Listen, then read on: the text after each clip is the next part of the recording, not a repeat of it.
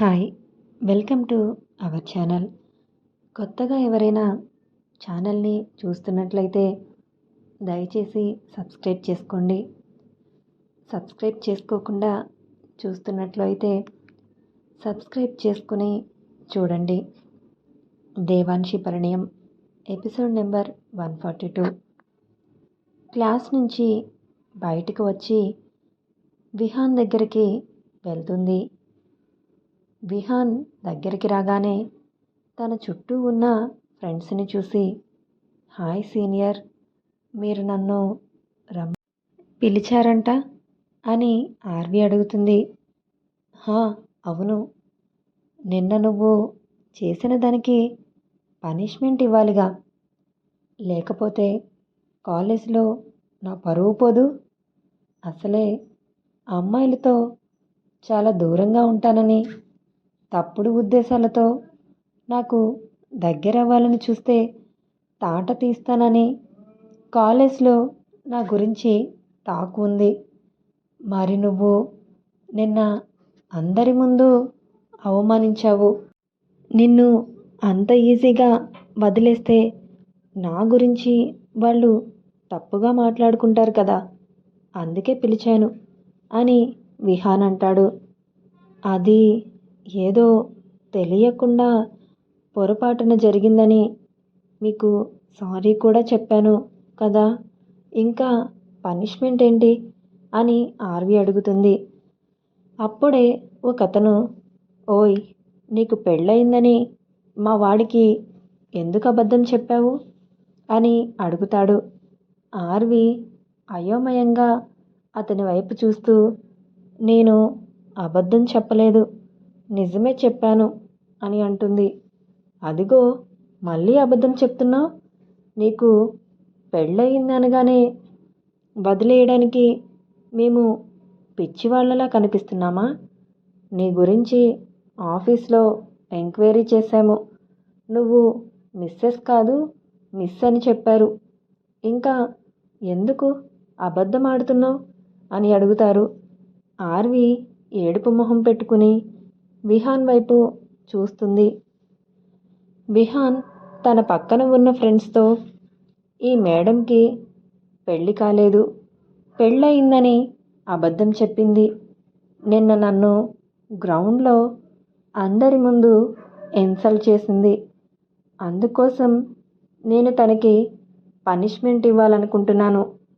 ఇంకొక విషయం, తనకి ఎలాంటి పనిష్మెంట్ ఇవ్వాలన్నా అది నేను మాత్రమే ఇవ్వాలి.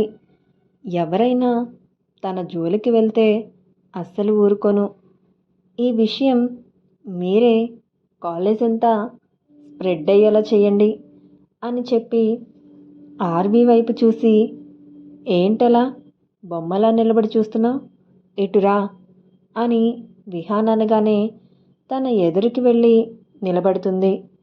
నీకు మ్యారేజ్ అయిందని అబద్ధం చెప్పినందుకు ఇక్కడ చాలామంది హర్ట్ అయ్యారు. అందుకోసం పనిష్మెంట్గా ముందు ఒక 50 గుంజీలు తీయాలి అని విహాన్ అంటాడు.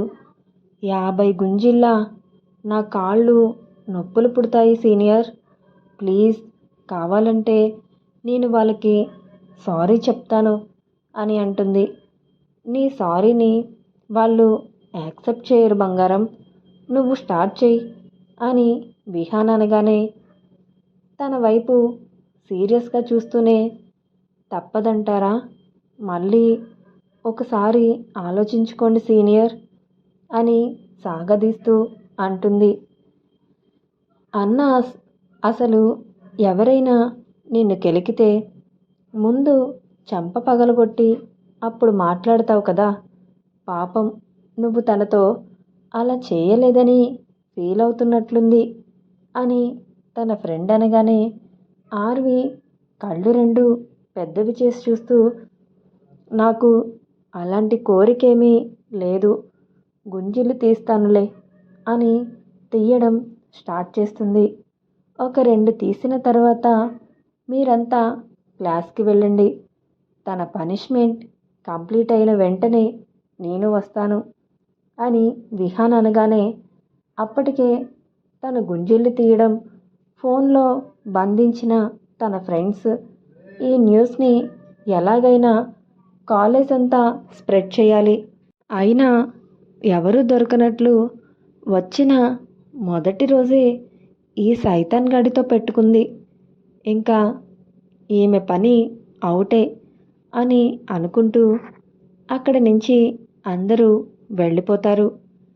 అందరూ అక్కడి నుంచి వెళ్ళిపోయారని నిర్ధారించుకున్న విహాన్ వెంటనే ఆర్వీని తన మీదకి లాక్కుంటాడు. నువ్వేమీ ప్రేమ చూపించాల్సిన అవసరం లేదు.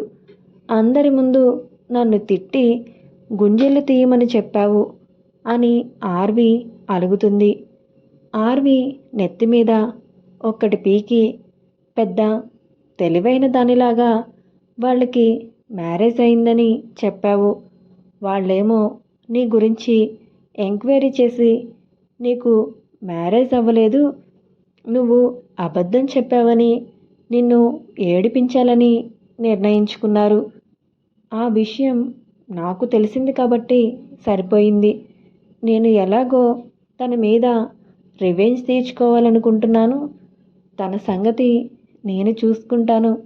ఇంక మీరు వదిలేయండని వాళ్ళకి చెప్పి వాళ్ళ ముందు నీకు పనిష్మెంట్ ఇచ్చినట్లు యాక్ట్ చేశాను. లేదంటే వాళ్ళంతా కలిసి నీ మీద రివెంజ్ ప్లాన్ చేసి ఉండేవారు.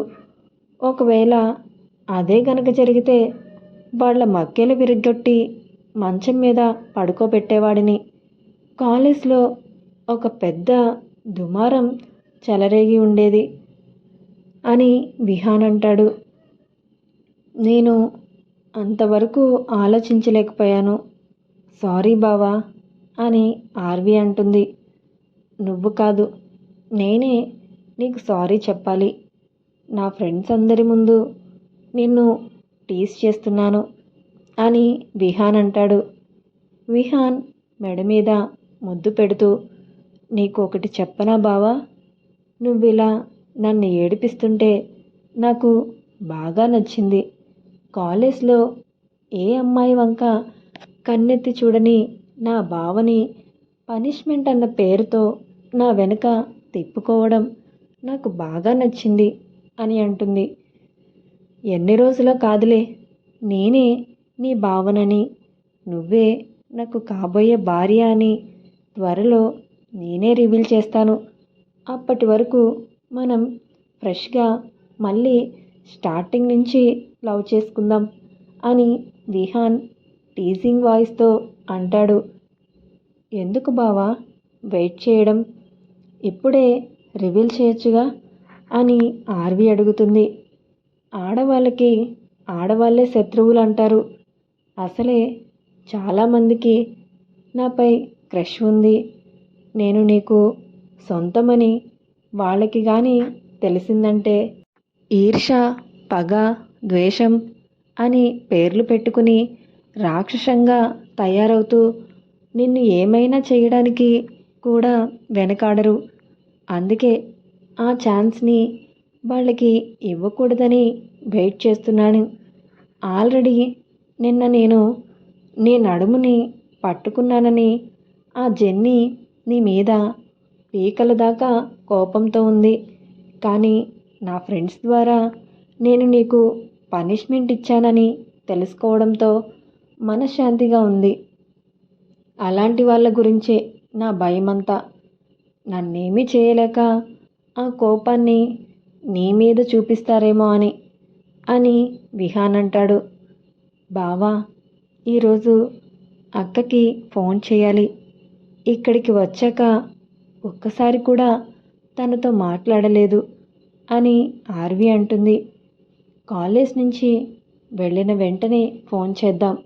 ఇంకా క్లాస్కి వెళ్ళు, ఇప్పటికే లేట్ అయ్యింది అని ఆర్వి నుదుటి మీద కిస్ చేసి వదులుతాడు. తన చుట్టూ ఒకసారి చూసిన ఆర్వి టక్కున విహాన్ పెదవులపై ముద్దు పెట్టి అక్కడి నుంచి పరిగెడుతుంది. విహాన్ నవ్వుకుంటూ తను కూడా క్లాస్కి వెళ్ళిపోతాడు. మావయ్య, విహాన్ బావ ఫోన్ చేస్తే మన గొడవ గురించి వాళ్ళకి చెప్పకు. తెలిస్తే వాళ్ళు వెంటనే ఇండియా వచ్చేస్తారు. అంతేకాకుండా మనం ఇలా విడిపోయామని తెలిస్తే వాళ్ళు ఇద్దరూ ఎప్పటికీ పెళ్లి చేసుకోరు. అందుకే వాళ్ళకి మన విషయం చెప్పకు మావయ్య అని వేద అంటుంది. ఎలాగో త్వరలో మీ ఇంటికి వెళ్ళిపోతావుగా, వాళ్ళతో ఏం చెప్పాలన్నా మీ ఇంట్లో వాళ్ళు మాట్లాడుకుంటారు. నేను మాత్రం ఏమీ చెప్పను అని అయాన్ అంటాడు. వెంటనే వేద అయాన్ బుగ్గలపై కిస్ చేసి థ్యాంక్ యూ మావయ్య అని అంటుంది. ఇదిగో నువ్వు ఇలా చేశావంటే ఇప్పుడే నిన్ను కిందకి వదిలేస్తాను అని అయాన్ అంటాడు. అమ్మో వద్దులే, నా నడుము కనుక విరిగిందంటే తర్వాత నీకే ప్రాబ్లం అని అంటుంది. ఇప్పుడే చెప్పానా నోరు ముయ్యమని అని అయాన్ సీరియస్ అవ్వగానే సరే సారీ, ఇంకేం మాట్లాడను అని వేద సైలెంట్ అయిపోతుంది.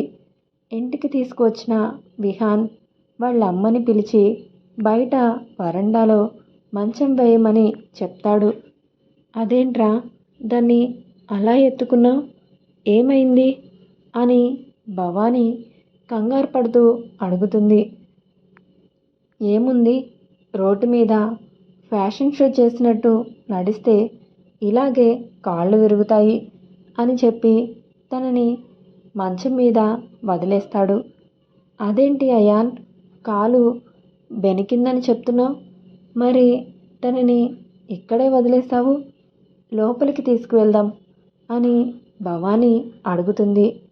బయట వదిలేయకుండా కనీసం ఇక్కడి వరకు అయినా తీసుకొచ్చాను, అందుకు సంతోషించమ్మా అని చెప్పి డాక్టర్కి ఫోన్ చేస్తాడు.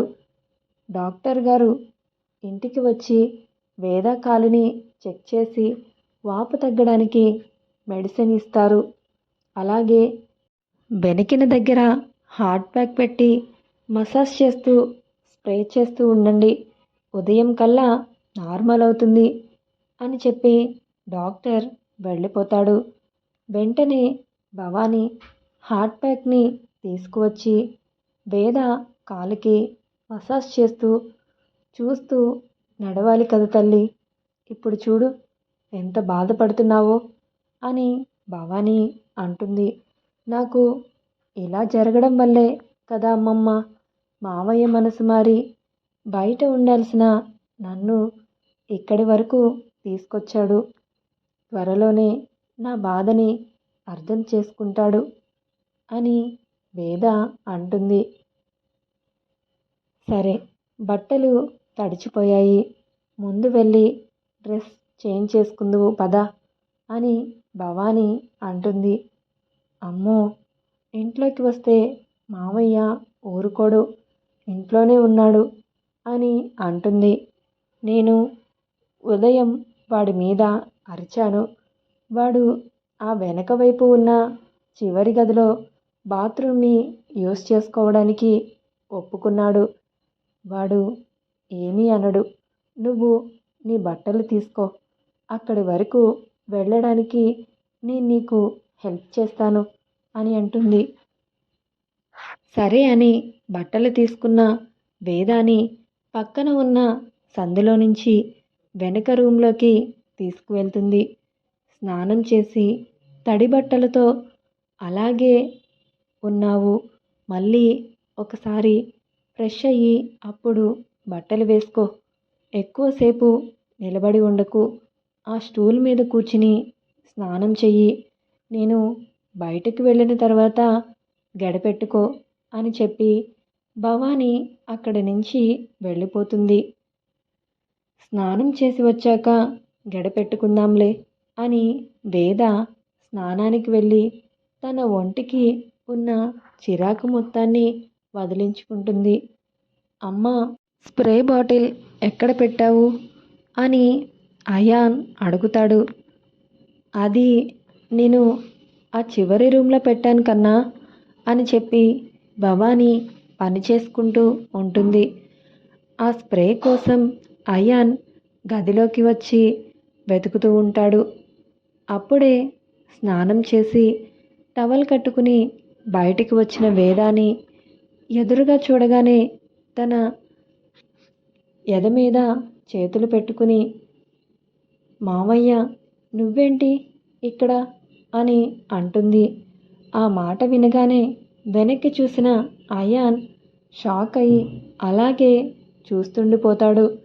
అప్పుడే రాణి, కన్నా ఎక్కడున్నావు అని పిలవడంతో, అమ్మో ఇప్పుడు ఈ రూమ్లో నుంచి వెళ్ళానంటే నా గురించి వాళ్ళు ఏదేదో ఊహించుకుంటారు అని అయాన్ వెంటనే ఆ రూమ్ డోర్స్ క్లోజ్ చేసేస్తాడు.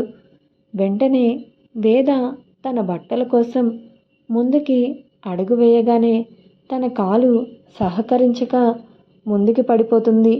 వెంటనే అయాన్ వేదాన్ని పట్టుకుని, నీ కాలు బాగోలేనప్పుడు ఎందుకు ఈ స్టంట్స్ అన్నీ చేస్తున్నావు? అమ్మ హెల్ప్ తీసుకోవచ్చుగా అని అడుగుతాడు. అది అమ్మమ్మ హెల్ప్ చేస్తానని చెప్పింది, కానీ అలా బట్టలు లేకుండా అమ్మమ్మ ముందు ఉండాలంటే నాకు సిగ్గు, అందుకనే నేను వద్దని చెప్పాను అని తలదించుకుని సమాధానం చెప్తుంది.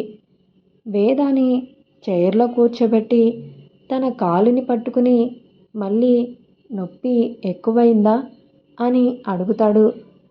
లేదు మామయ్య, లైట్గానే ఉంది, మార్నింగ్కి సెట్ అయిపోతుంది అని వేద అంటుంది. బెనికిన దగ్గర స్ప్రే చేసి, బట్టలు వేసుకోగలవా, అమ్మని పిలవనా అని అయాన్ అడుగుతాడు. ఇప్పుడే చెప్పాను కదా నా ఇబ్బంది గురించి, వద్దు అని వేద అంటుంది. సరే నేను వెళ్తున్నా, నెమ్మదిగా వేసుకునిరా అని అయాన్ అంటాడు. వద్దు, నాకు నిలబడడానికి కూడా కష్టంగా ఉంది అని వేద అంటుంది. ఇక్కడ ఉండి నేను ఏం చెయ్యాలి అని అయాన్ అడుగుతాడు. సరే వెళ్ళు, నా తిప్పలు నేను పడతాను అని చైర్లో నుంచి పైకి లెగుస్తూ నొప్పికి మళ్ళీ చైర్లోనే కూలబడుతుంది. మొండిదానివే నువ్వు, అమ్మని పిలిస్తే హెల్ప్ చేసేదిగా, సరే ఆ బట్టలు ఇటివ్వు అని వేద చేతిలో నుంచి బట్టలు తీసుకుని, ఇవి రెండు వేసుకో, ప్యాంట్ వేయడానికి హెల్ప్ చేస్తాను అని అయాన్ అనగానే తన ఇన్నర్ని వేసుకోవడానికి ఒంటి మీద టవల్ని తీసేస్తుంది. హేయ్ తింగర్జన, ఏం చేస్తున్నావే అని అయాన్ అనగానే, మరి ఇది వేసుకోవాలంటే టవల్ తీయాలిగా అని వేద అమాయకంగా చెప్తుంది. ఇప్పుడే కదే నన్ను అలా ఎవరు చూసినా నాకు సిగ్గుగా ఉంటుంది, నా వల్ల కాదు అన్నావు అని అయాన్ అనగానే, నీ దగ్గర కూడా సిగ్గుగానే అనిపిస్తుంది, కానీ నా భర్తకి ఇలా కనిపించడంలో తప్పు లేదుగా, అందుకే తీసేస్తున్నాను అని వేద అంటుంది. నీ మాటలతో నన్ను చంపుతున్నావు కదే రాక్షసి అని చెప్పి అయాన్ అటువైపు తిరిగి, వేసుకున్నాక చెప్పు అని అంటాడు. మావయ్య, నిన్ను ఒకటి అడగనా, ఫ్యూచర్లో నన్ను ఇలా ఎవరైనా చూస్తే నీకు ఎలాంటి ప్రాబ్లం లేదా అని వేద అంటుంది. వెంటనే అయాన్ వేద జుట్టుని పట్టుకుని, చంపేస్తాను వాడిని నిన్ను కూడా అని గబగబా ప్యాంటుని వేసి కోపంగా బయటికి వెళ్తూ, అమ్మ దాన్ని తీసుకువచ్చి అక్కడ కూర్చోబెట్టు అని చెప్పి తన రూమ్లోకి వెళ్ళిపోతాడు. మళ్ళీ ఏమైందే, వాడు అంత సీరియస్గా ఉన్నాడు అని భవానీ అడుగుతుంది. ఇలాంటి ఇంట్రెస్టింగ్ ఎపిసోడ్స్ కోసం మీరు నా ఛానల్ని సబ్స్క్రైబ్ చేయండి, లైక్ చేయండి, షేర్ చేయండి. స్టోరీ కనుక మీకు నచ్చితే కామెంట్ చేయండి. Thank you.